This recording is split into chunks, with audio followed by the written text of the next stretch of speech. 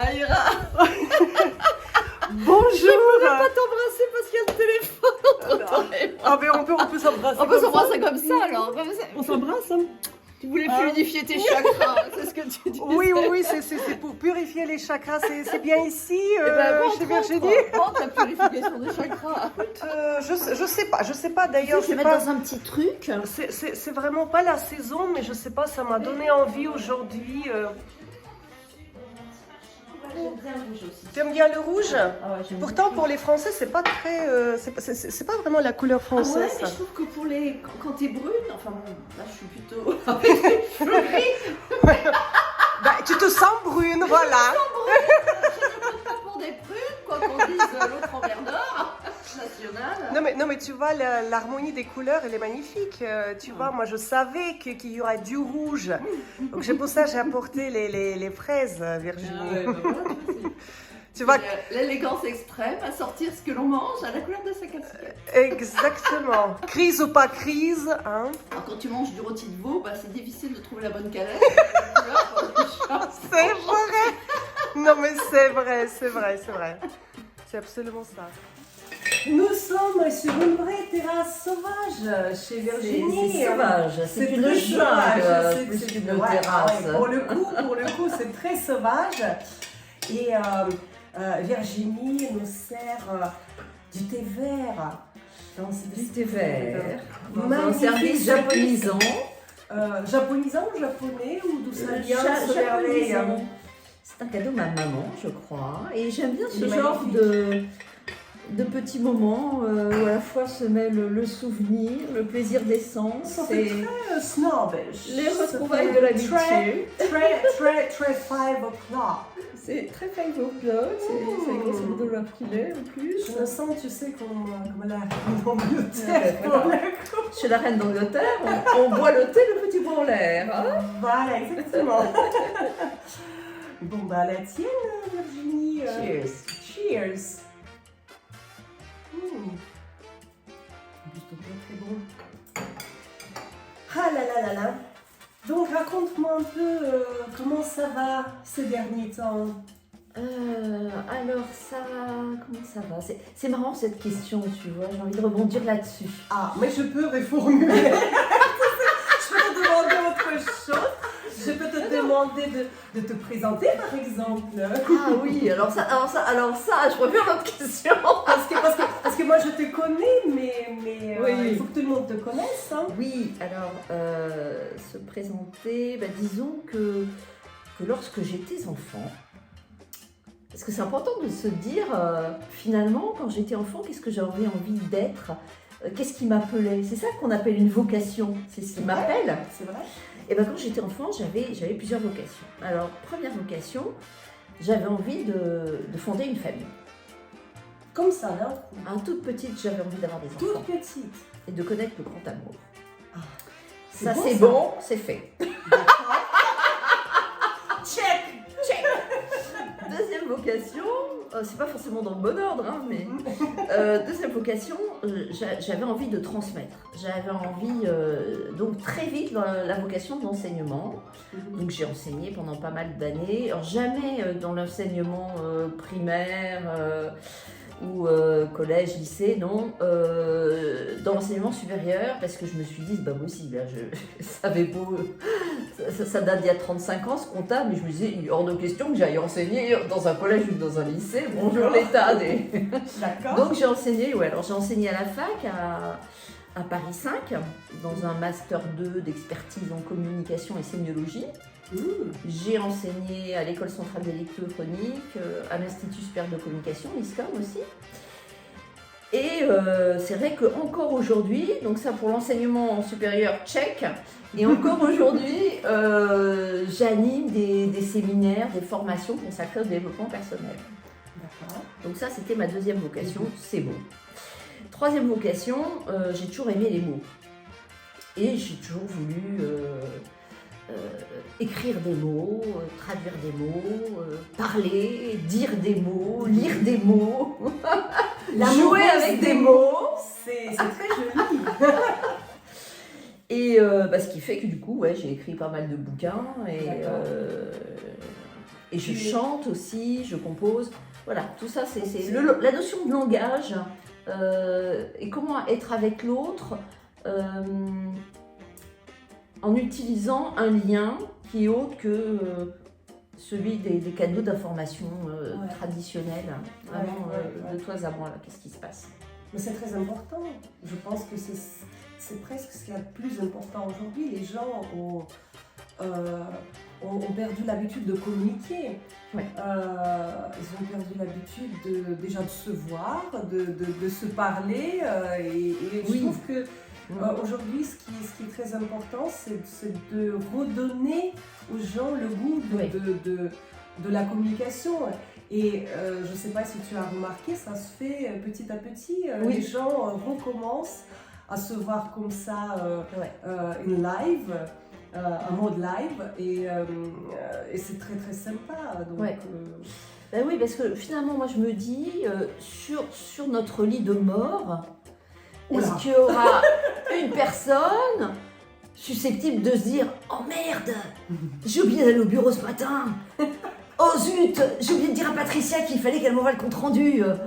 Oh la vache !» Non, sur ton lit de mort, c'est ce qui se passe, c'est ce qui revient. Enfin, j'imagine, je suis pas encore morte, mais qui sait, peut-être, hein, on se rend peut-être pas compte. Mais on est tous mortels, on est mortels, faut pas l'oublier. Oui. Alors moi, sur mon lit de mort, je sais que je me souviendrai de ces moments minuscules où il s'est passé quelque chose et où ça m'a dépassé.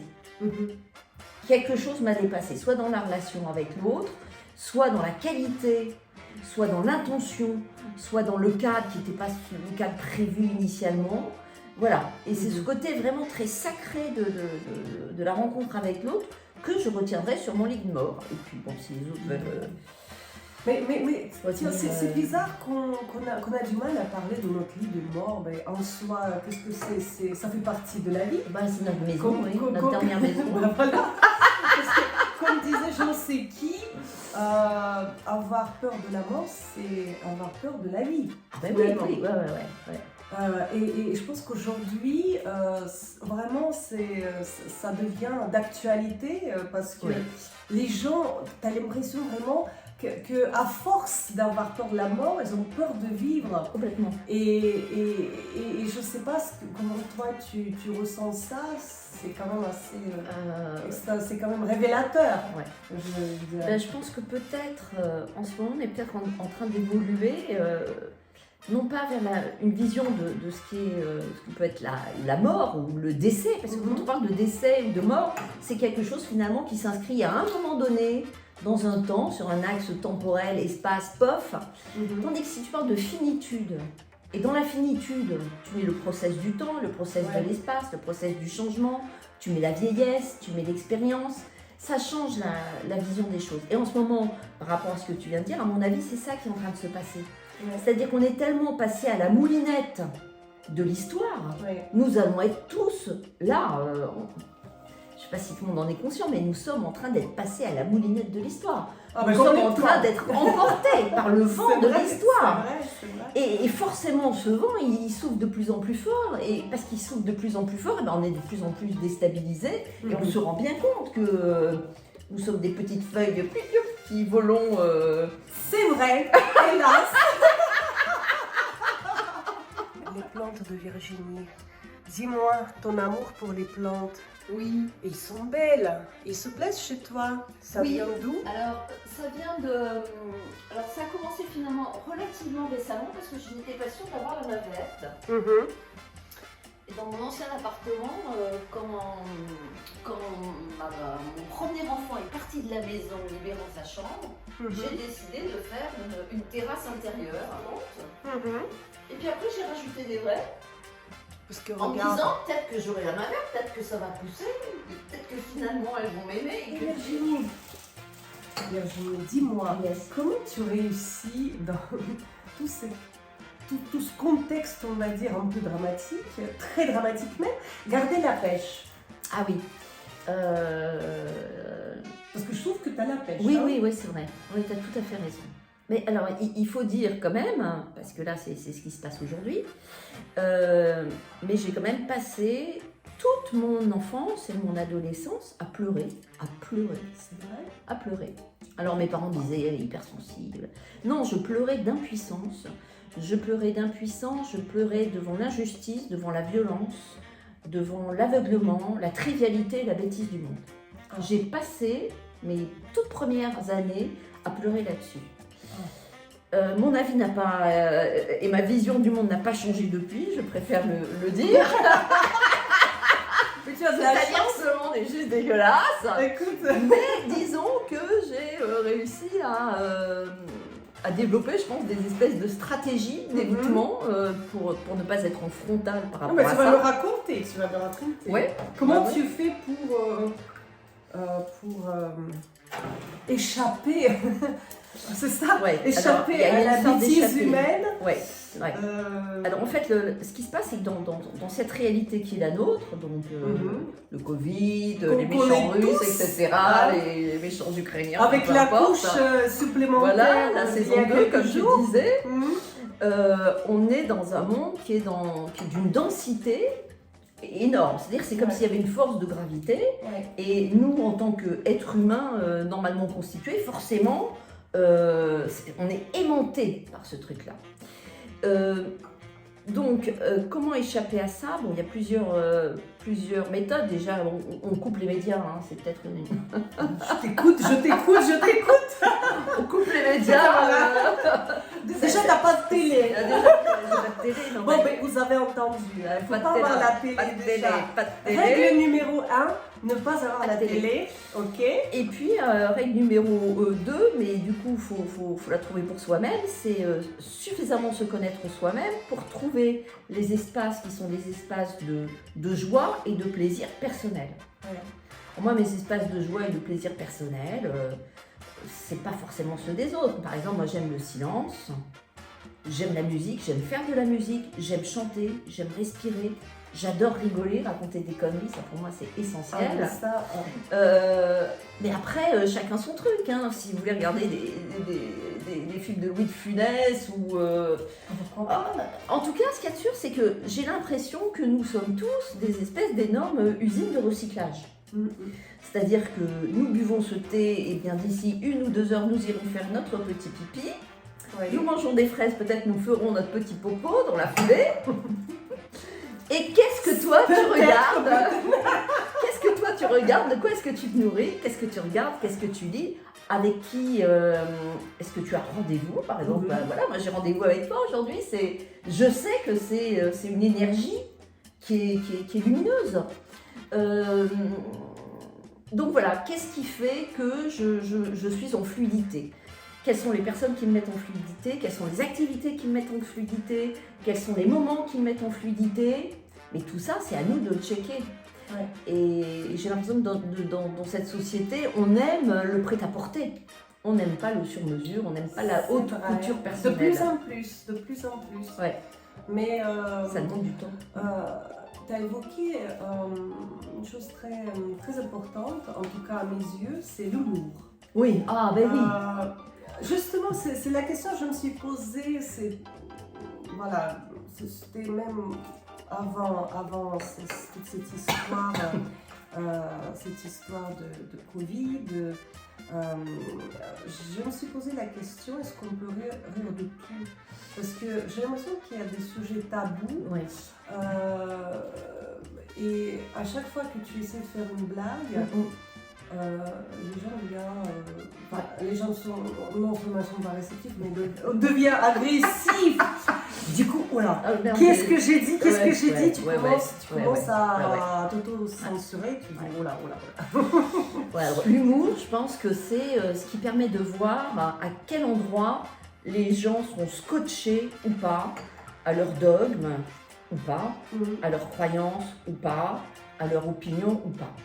Et je pense que dès lors que tu n'acceptes pas que l'autre te détache, même le plus gentiment possible, de cette croyance, de ce dogme, de cette opinion, ça veut dire que quelque part tu es dans un mécanisme intérieur qui est proche du sectarisme. Ouais. Hein. Enfin, pour moi, c'est vraiment un des éléments essentiels. Ouais, rire un ouais, bon ouais, coup. Mais il y a des gens qui n'ont pas de sens de l'humour. Je ne sais pas si tu as rencontré. Moi aussi, moi, ça m'est arrivé. Et là, ça devient très très difficile. Il ne faut pas les rencontrer 2 fois. Qu'est-ce que c'est juste, de toute façon, ça coule pas. Ça coule pas parce que moi, je peux pas m'empêcher de taquiner. Mais je le fais toujours très gentiment. Hein. Je le fais très gentiment, mais je peux pas m'en empêcher. Et surtout, j'aime beaucoup l'humour british. Second degré, j'adore ça.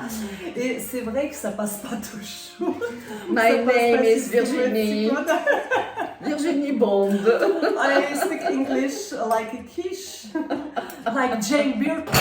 Ah, Jane Birkin, qui est assise sur la chaise.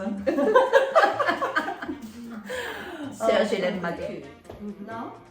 Ça, c'est une photo que m'a donnée un de mes amis, qui s'appelle Christian Daly, des photographes, avec une citation de Mathieu Ricard. C'est en faisant le silence en soi, en laissant s'évanouir les appréhensions. Eh bien, je... Et là, il nous faut les lunettes. Et là, il nous faut les lunettes. Mais le début était magnifique. Je n'arrive absolument pas. Ah oui, à s'évanouir les appréhensions du futur et les ruminations du passé, que l'on peut atteindre une sérénité Mais... que rien ne pourra remettre en cause. Voilà. C'est beau. On l'a fait. C'est beau.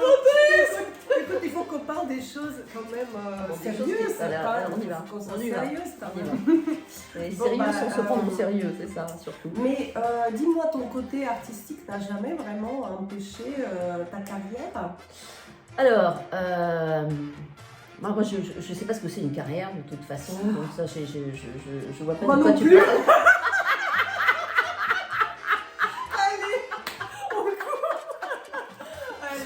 On passe le point pour moi, une carrière, c'est un endroit où tu tailles des... Ton parcours professionnel, allez, Non, mais là c'est la même chose, la notion de profession, pour moi c'est un truc qui m'échappe complètement. D'accord. C'est-à-dire, pour moi, mon seul luxe et ma seule intention dans la vie, c'était d'avoir du temps.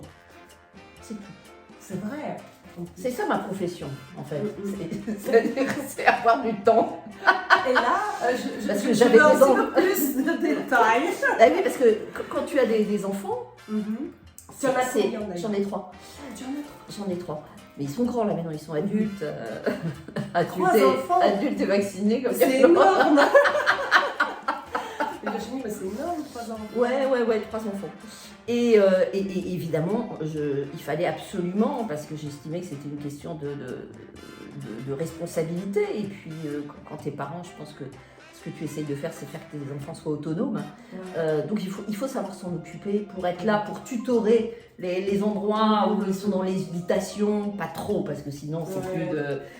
C'est plus le fait d'élever des enfants, c'est de les éduquer. Il ne faut pas éduquer des enfants, il faut les élever, c'est complètement différent. Ouais.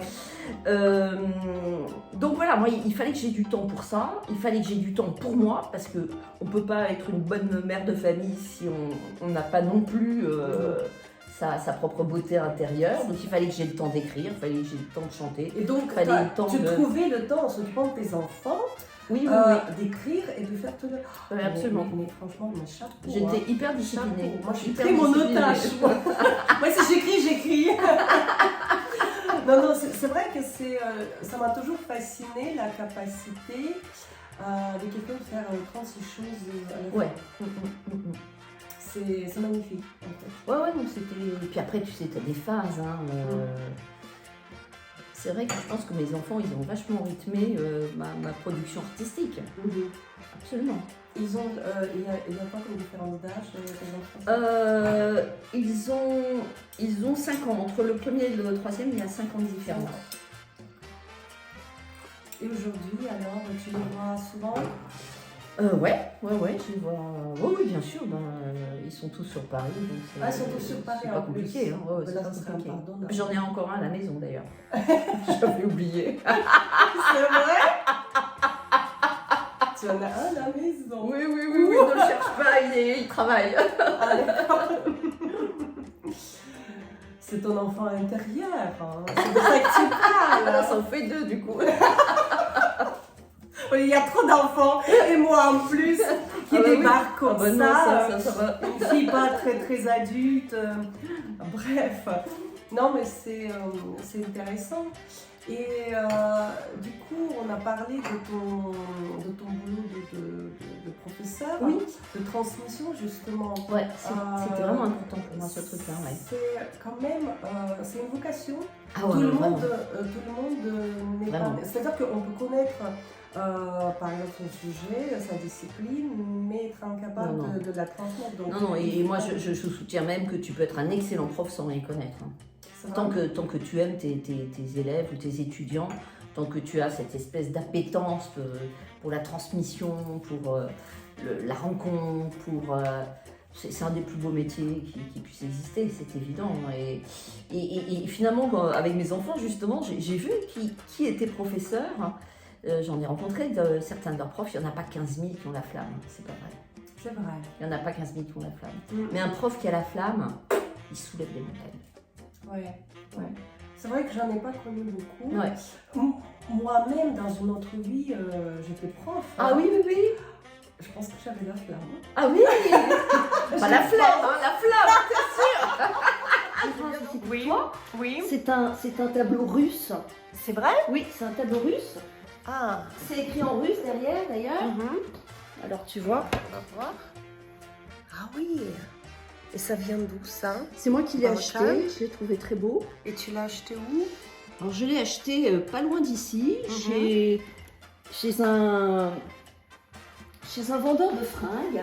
D'accord. Que Vendeur mes de enfants- fringues qui vendait des tableaux. C'est-à-dire qu'il a une des premières collections d'art brut de France. Dis-moi Virginie, Yes. cette histoire du Covid, comment tu Oui. l'as vécue? Enfin, elle n'est pas finie encore, il faut Non, être non, honnête. c'est pas fini. hein, c'est pas Ouais. fini. On veut que ça finisse, mais Ouais.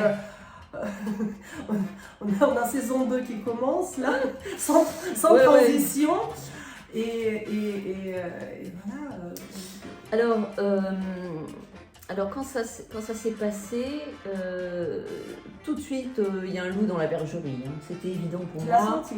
Oui, parce que qu'on mette une croix sur le principe de précaution, qu'on interdise en vente libre le plaquenil, là, alors que c'était en vente libre. Alors à la limite, qu'on y donne accès uniquement sur prescription, ça aurait été une décision extrêmement sage, histoire d'éviter qu'il y ait des ruptures de stock. Bien sûr. Mais là, qu'on l'interdise du jour au lendemain suite à une étude du Lancet, et que malgré les excuses, les piteuses excuses du Lancet, on ne revienne pas sur cette décision, alors là, je me suis dit, c'est pas possible. Et l'autre truc aussi qui m'a beaucoup fait tilter, c'est que ça a été cette histoire pendant le premier confinement, donc on est au mois de mars 2020, où tu t'auto-autorises à sortir. Ah oui, mais ça, c'était Alors hallucinant.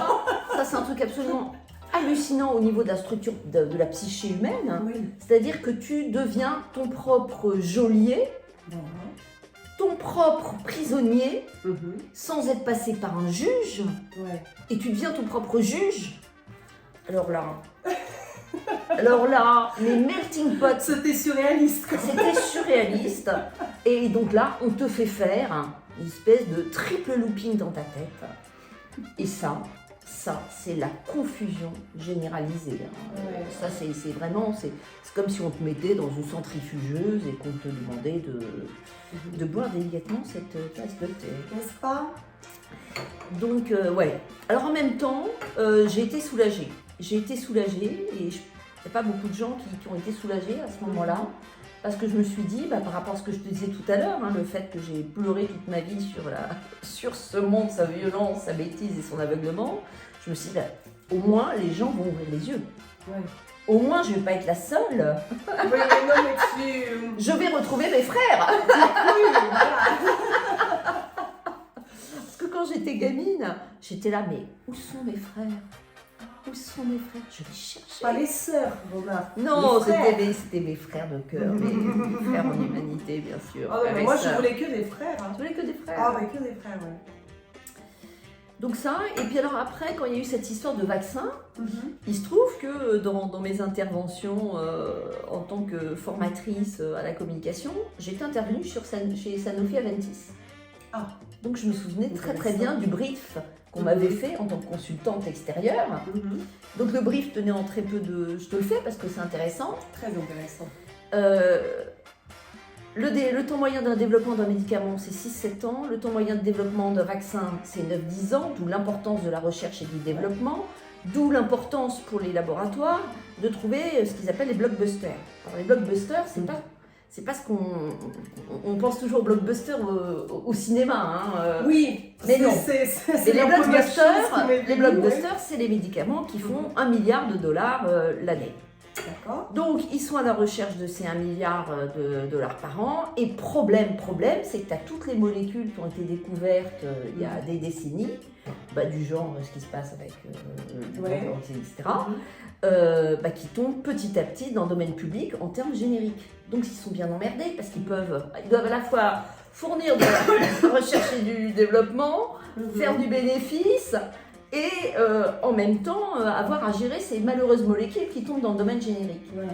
Donc ce truc-là, je m'en souvenais très très bien. Et quand j'ai vu que ce vaccin il sortait au bout d'un an, je me suis dit alors là, ma petite chérie, Il se passe quelque chose. tu vas attendre 10 ans. Quoi qu'il advienne, t'attends 10 ans. Je dis pas qu'il est... voilà. Mais c'est vrai que c'est quand même... c'est assez hallucinant comme histoire. Ah oui, non mais c'est Et incroyable. ça dure. En plus, tu sais, comme tu as dit que je pensais que les gens allaient prendre conscience, Ah tout mais ça. non, Mais en fait, moi, pas comme moi moi. aussi, hein. En fait, moi aussi, je me disais, mais non, mais ça va pas être possible, ça va pas être possible, non, mais c'est... Surtout en France. Surtout en France. Oui, le pays râleur, oui. Et voilà, ça s'est passé. C'est passé. Et voilà, et on est là où on est. Qu'est-ce que c'est ça? Alors ça, c'est une sculpture qui date des années 30, Mhm. que mon grand-père m'a donnée. Il était sur son lit de mort et j'allais juste me marier. Ça a été le cadeau de mariage de mon grand-père. Et il le tenait lui-même de sa famille. Donc c'est un très beau cadeau. Oui, C'est c'est et un un très beau cadeau. Ouais. bel objet, Ouais. et c'est très lumineux. Virginie, franchement, le temps passe vite avec toi. Le temps passe vite. Mais est-ce que tu as un message à passer à Oui, peut-être, puisque tout à l'heure tu me disais mais comment est-ce que tu fais pour, etc. Peut-être en disant on peut retapisser sa réalité. C'est beau ce que tu dis. On peut retapisser sa réalité. Alors je suis pas en train de dire de faire un déni de réalité ni de faire l'autruche. Non. Mais en revanche, et je dis pas non plus d'être acteur du scénario de sa vie, alors ça c'est le truc hyper à la mode. Non, je dis que on peut retapisser sa réalité. Alors est-ce que je veux vivre dans une réalité riante? Est-ce que j'ai envie d'avoir des plantes vertes, d'être sur une terrasse sauvage? D'ailleurs, t'as remarqué, t'as remarqué, voilà. J'ai fait exprès. Hein. Est-ce que j'ai envie d'être lourd, Ouais. dense? Est-ce que j'ai envie d'être attiré par cette espèce de siphon de notre saison 2, bientôt la saison 3, je sais pas ce que ça Après va ça, être. c'est un sacré siphon quand même. Ça va être les missiles nucléaires, la saison 3. Voilà. Et en fait, on se dit qu'on n'en a pas envie.